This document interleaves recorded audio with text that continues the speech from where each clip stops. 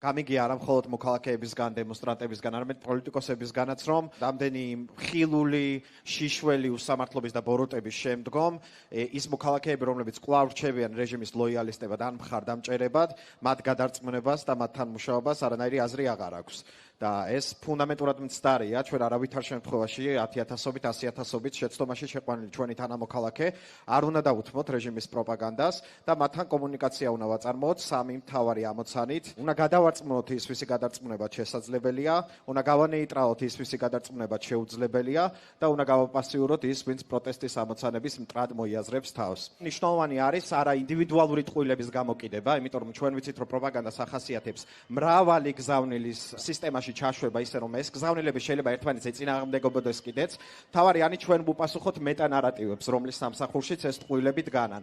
ამიტომ ჩვენი რესურსები არ უნდა გამოვფიტოთ ინდივიდუალურად ტყუილების დევნაში, ჩვენ უნდა ვუპასუხოთ მეტანარატივებს და მათი ჩანაცვლება ვცადოთ შემხვედრი ნარატივებით და თუ ასე ავაგებთ ჩვენს კომუნიკაციას მოქალაქეებთან, აუცილებლად დავამარცხებთ პროპაგანდას.